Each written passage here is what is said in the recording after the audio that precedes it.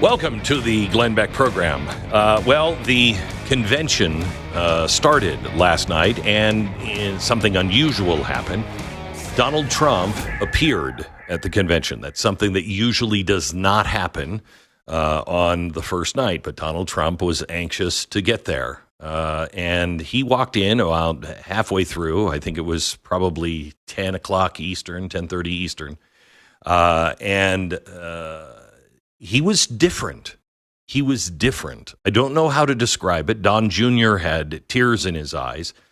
I think probably a lot of people did. And I saw a softer man. I for the first time, I saw, I don't know how to describe it. Maybe somebody who went, I shouldn't be here. I was not supposed to be here. And here I am. And I think it was a humbling moment, and I'm anxious to see what Donald Trump has to say. He walked in. People are making fun of him for walking in with a big bandage on his ear. Well, he lost part of his ear. This is such a miracle. There was a 5-mile-an-hour wind, and just that, and him turning his head, made all the difference in that. Remarkable. Now, when he walked out, people were chanting at the convention. Here's that sound. Cut 7.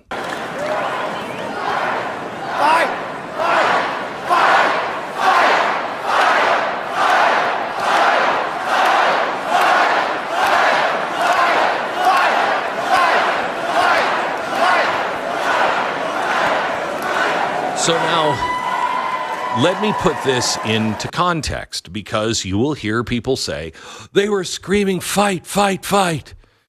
Yeah, they were. They were. For a couple of reasons. First of all, in something that I thought was one of the most heroic things I have seen from a president in a very long time, President Trump, unlike I think I would be, stood up after being shot in the head.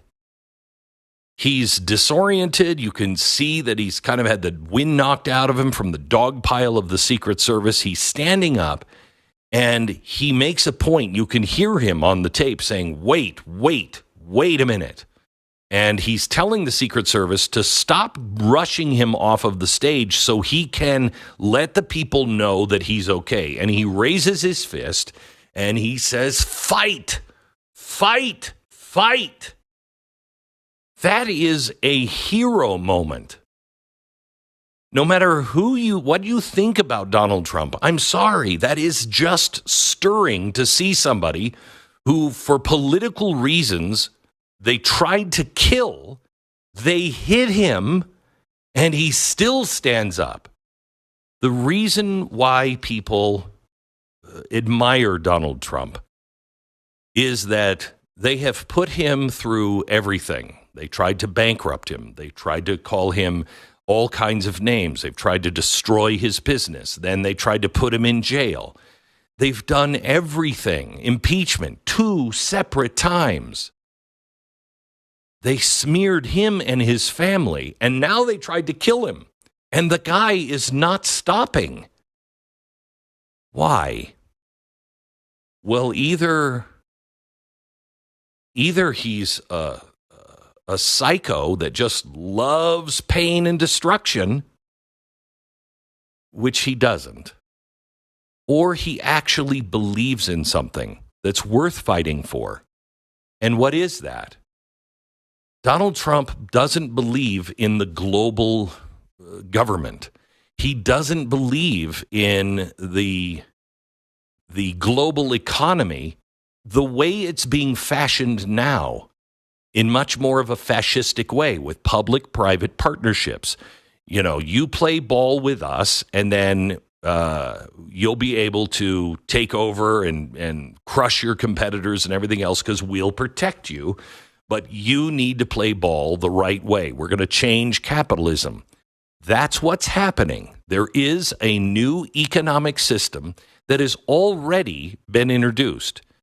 And that economic system, part of it is called modern monetary theory. I talk about it in my book, The Great Reset, and again in the follow-up book. The modern monetary theory 6 years ago was insane. Basically, what it says is we don't have to have the tax revenue to pay these bills. We can just print as much money as we want. Well, that's what they're doing. Well, that's what they did in Germany in the Weimar Republic. We know because math remains math. There is something as an absolute truth, and the closest we can get to it is mathematics. It doesn't work. But that's just to bring the United, in my opinion, to bring the United States down to everybody else's level. For 40 years, we tried to bring the world up, and it worked. Not universally and not everywhere, but wherever it was truly tried and tried without corruption, it did improve the lives of people. Capitalism works. Well, the Chinese thought of this new idea of fascism, bringing the state in with business. Instead of taking businesses away from people and owning the businesses, they let people own and run the business as long as you're in line with the state. Well, that's what we're building now.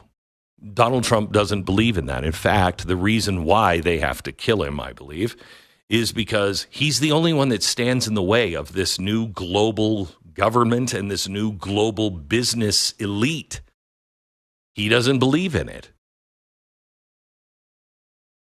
People are saying, he's saying fight. The first words out of his mouth were fight, fight, fight. Yes. Isn't there anything worth fighting for? And I don't mean with guns. I don't mean a civil war. Isn't there anything are your children worth fighting for? Of course they are. Your children worth standing up for? Of course they are. Are your children worth dying for? Yes. Yes, they are. Hopefully you don't ever have to get there. But yes, they are. You know you would sacrifice your life for your child. You know it. Here's what I want you to do. When you hear the fight, fight, fight, I want you to think, Donald Trump doesn't mean just that it's worth dying for, because I do believe our country and our freedom of our children and the future of our children is worth dying for. But I don't want to get there. I hope we don't ever get there. Fight. Stand up.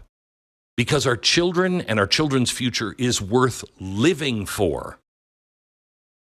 That's the key. Now, yesterday there was a really awkward interview with Lester Holt where Joe Biden is just engaging in the same lies. And I would really like to make it very apparent by using the audio of both what Biden has been saying over and over again and the audio of what was actually said at the time. And then you decide who is telling you the truth. Here's Lester Holt and Joe Biden talking about Charlottesville again. Listen. I wasn't going to run again because I lost my son. I didn't feel it. And until I watched what happened in Charlottesville, Virginia. Those folks coming out of the woods with torches, carrying swastikas, singing the same Nazi bile. It was accompanied by this Ku Klux Klan, and a young woman was killed. And I was a bystander. And the then president was asked, what do you think? He said, they're very fine people on both sides. Not fine people on both sides. No excuse. Zero. Okay. You can go to Snopes and look this up. But I urge you to do that. But why take the time to do that when I can just present you with the actual audio of what Trump said in 2017? Listen. And you had some very bad people in that group. But you also had people that were very fine people on both sides.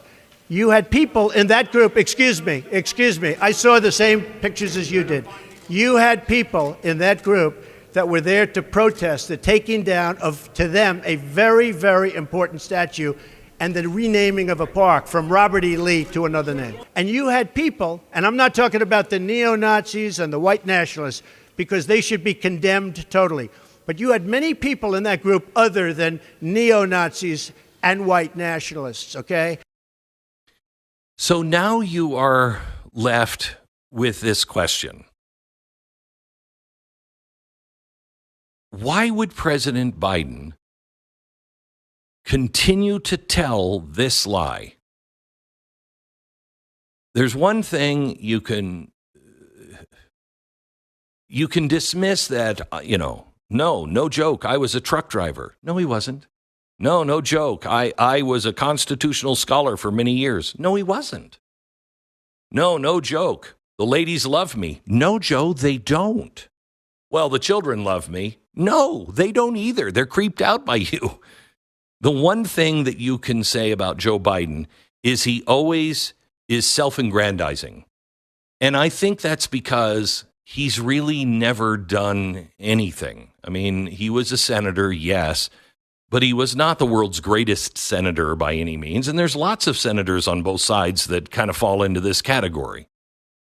And he thinks of himself as a great man.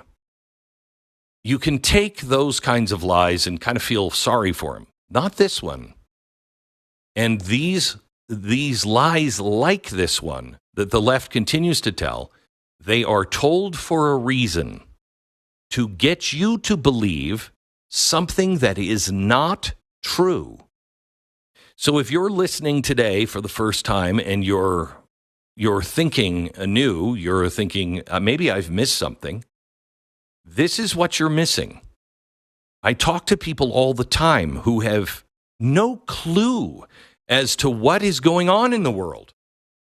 They have only heard the mainstream media and the left, and they have left out facts. Now, we can spin things any way we want, but facts are facts. Why listen to people who constantly, knowingly tell you something about a fact that is not true? Don't worry. Inflation, it's transitory. Don't worry. People are doing better. Is that true? And can you afford another 4 years of that?